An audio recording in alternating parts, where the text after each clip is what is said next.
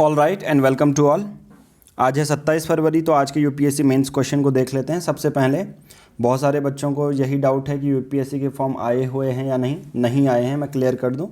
और सबसे पहले मैं सभी लोगों को पब्लिक ग्रुप में भी और पेड ग्रुप में भी जैसे ही फॉर्म आएगा उसका लिंक भेज दूंगा। और उसके 1 महीने तक डेट रहती है फॉर्म फिल करने की। तो बहुत सारे आज मेरे पास कम से कम 10 बार बच्चे जो पेड सब्सक्राइबर हैं उनके मैसेज आ गए हैं कि कब भरे जा रहे हैं। तो उसका चिंता मत कीजिए, वो जब भी आएंगे मैं लिंक शेयर कर दूंगा। आज का जो क्वेश्चन है वो 250 शब्दों में है और आज के ही यानी कि अब टेक्निकली 12 बजे के बाद 28 तारीख हो जाएगी। तो कल के बेसिस पे, कल संडे था तो इसलिए हमने नेशनल साइंस डे के बेसिस पे और आज उस पर एक एडिटोरियल भी आया था, उसके बेसिस पे ये ट्रिगर पॉइंट है, ठीक है। कि ये क्वेश्चन क्यों पूछा। जनरल स्टडीज़ पेपर 3 का सबसे बड़ा ये क्वेश्चन है। मैं 5 सेकंड के अंदर अपना इंट्रो, बॉडी पार्ट और कंक्लूजन आपको बताता हूँ। इंट्रो पार्ट में national science day CV Raman के बारे में आप लिख दोगे कि पर्टिकुलर उनके जब उनने डिस्कवरी की थी रमन इफेक्ट की, उस बेसिस पर नेशनल साइंस डे बनाया जाता है। क्यों ऐसा क्यों लिखना है? क्योंकि with respect to national science day मैंने यहाँ पर स्पेसिफिक मेंशन किया है। नाउ उसके बाद ये लिख दोगे, फिर उसके बाद आप रिसेंटली आप बोल दोगे कि हाँ हम साइंस में बहुत ज़्यादा प्रमोट कर रहे हैं। इस बार रिसेंट के बजट में भी साइंस को लेके, रिसर्च एंड डेवलपमेंट को लेके बहुत ज़्यादा बातें भी हुई हैं। इस बेसिस पर अपना इंट्रोडक्शन आप लिख सकते थे यूनियन बजट को इंक्लूड करके। या दूसरा भी बैकग्राउंड की हिस्ट्री रमन इफेक्ट के बारे में, जो नेशनल साइंस डे कैसे सेलिब्रेट होता है, मतलब कब होता है, उसके बेसिस पे या कोई न्यूमेरिकल डाटा देके आप इसको इंट्रोडक्शन लिख सकते थे, ठीक है। दोनों ही सही हैं।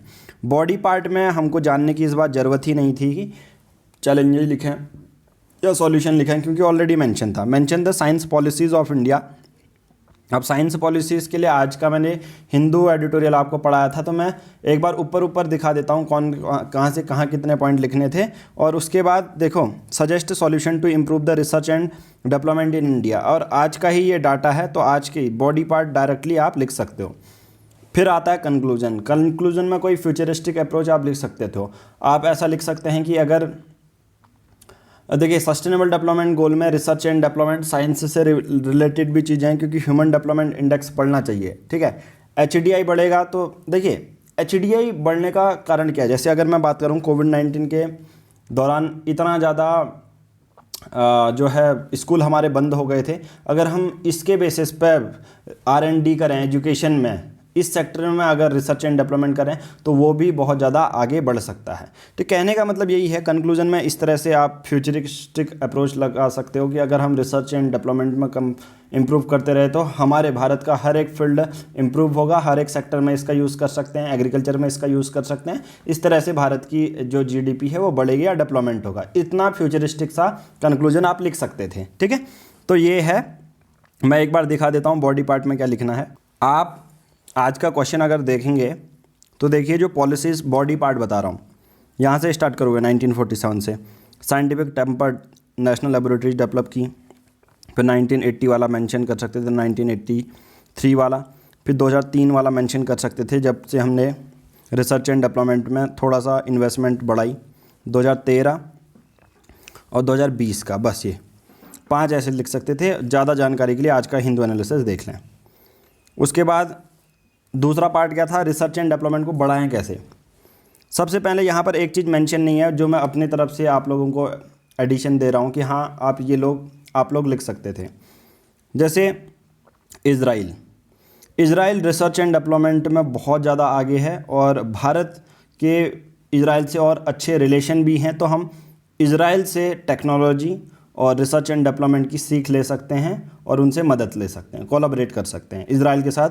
अगर कोई मॉडल कंट्री का नाम अगर आप लिख देते हो तो वो बहुत अच्छा लगता है, इंटरनेशनल रिलेशन भी इससे कवर हो जाता है। दूसरा पॉइंट है कि किस तरह से रिसर्च एंड डेवलपमेंट को इम्प्रूव करना चाहिए। दूसरा तो यही है कि भारत सरकार को इन्वेस्ट करना चाहिए। तीसरा क्या है, भारत सरकार को इंसेंटिव देने चाहिए स्टेट गवर्नमेंट को, राज्य सरकारों को, और राज्य सरकारों को इंसेंटिव देना चाहिए जो स्मॉल मीडियम एंटरप्राइजेज वाले बिजनेस हैं जो रिसर्च एंड डेवलपमेंट में काम कर रहे हैं, जो कि मैं कहूँगा 3 पॉइंट बहुत ज़्यादा इनफ होते हैं। फिर चौथा तो आप सबको पता है, अलग अलग यूनिवर्सिटी से, अलग अलग साइंस लेबोरेटरी से, नेशनल इंटरनेशनल लेबोरेटरी से हम कोलैबोरेट कर सकते हैं। ये चौथा तरीका है जिससे रिसर्च एंड डेवलपमेंट हम बढ़ा सकते हैं। देखिए 4 इतने ज़्यादा इंपॉर्टेंट पॉइंट हैं, 4 से ज़्यादा लिखने ही नहीं थे, और इसी चीज़ को जो मैंने बोला एक एक लाइन पे इंग्लिश पे लिख दो, राइट, और कंक्लूजन बता चुका हूँ। तो इससे अच्छा आपको आंसर कहीं नहीं मिलेगा। अब अपने जो पेड यूज़र्स हैं उनकी थोड़ी सी कॉपी देख लेते हैं, क्योंकि पॉइंट तो मैंने बता दिए हैं। अब मैं सिर्फ उनका ये देखूंगा कि आपने अच्छे से लिखा है या नहीं। आप लोगों के लिए यहाँ पर देखे जाएंगे, मैं आपका जो एग्ज़ाम में देखूंगा, क्योंकि नोट्स और जो चीज़ फीड करनी थी वो मैंने बता दी है। अब मैं यहाँ पर देखूंगा कि आपने फॉर्मेट अच्छा है या नहीं, मतलब सुंदर लिखा है या नहीं। सबसे पहले ये वाली कॉपी देख लेते हैं। इंट्रोडक्शन यस, आपने बहुत अच्छा लिखा है, स्पेस भी दिया है। फिर साइंस पॉलिसीज़ ऑफ इंडिया पूरी तरह बॉक्स में डाला है। और नेशनल साइंस डे फरवरी 8 को। India was the 3rd largest publisher of peer reviewed science and engineering articles, papers भी जितना 2000। So this milestone was achieved through an average yearly growth rate of 10.73% from 2008, greater than China 7.81%।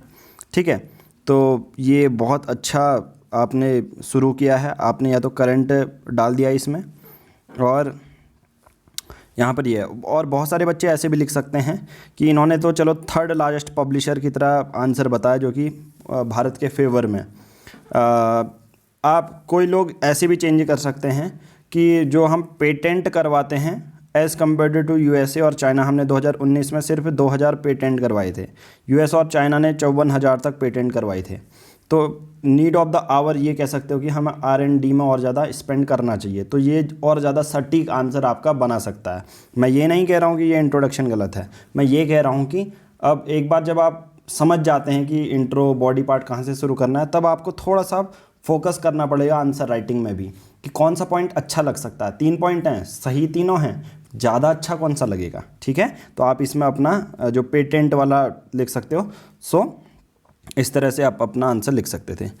Science policies 1958 वाली, 1947, 1983, मैं कहूँगा इस पर ज़्यादा देखने की ज़रूरत नहीं है। आपने बहुत अच्छा लिखा है 2013 का, और अच्छे से बताया है 2003 का, फिर 2020 का भी आपने बता दिया है, राइट।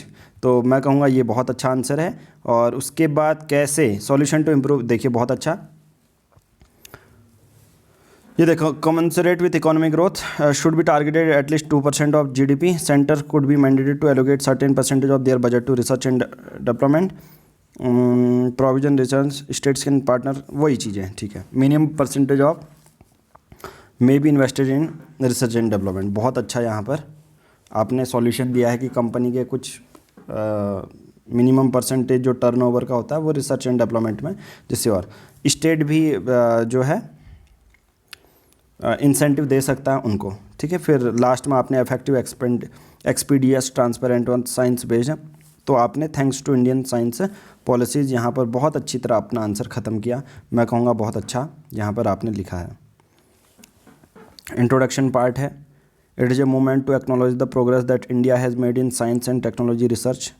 इंडियन साइंस पॉलिसीज़ 1958 वाली लिखी, 1983 वाली लिखी, बहुत अच्छा लिखा है। फिर solution to improve research and development at least 2% GDP हमने बहुत अच्छा लिखा है आप लोगों ने। ठीक है, मिनिमम परसेंटेज ऑफ टर्नओवर, जो कि देखिए आज के एडिटोरियल का बहुत अच्छा इस्तेमाल किया है, और आप सब लोगों को भी अब पता चल गया है कि यार एडिटोरियल के जो पॉइंट होते हैं उसको छोटा कैसे करना है। यही जो मुद्दा है वो आपके आंसर राइटिंग को अच्छा बनाता है। और थोड़ा सा आपसे ये सजेशन है कि आप थोड़ा सा ज़्यादा लिखें पॉइंट। ठीक है, ये 150 शब्द से थोड़ा ही सा ज़्यादा है, 200 तक।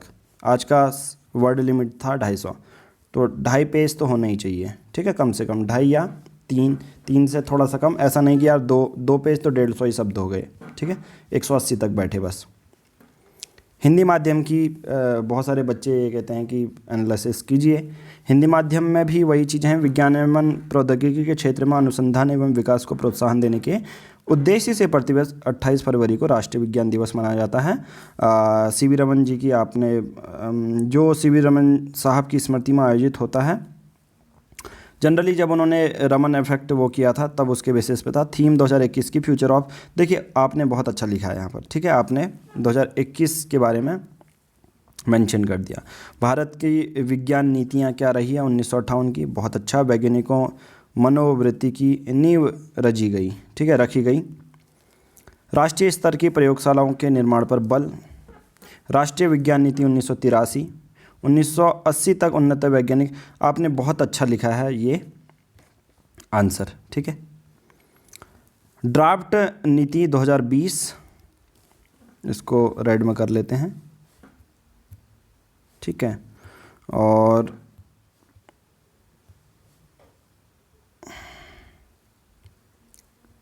चलिए कोई इशू नहीं है, हम नेक्स्ट से दोबारा से देख लेते हैं। यहाँ पर यहाँ था, ठीक है।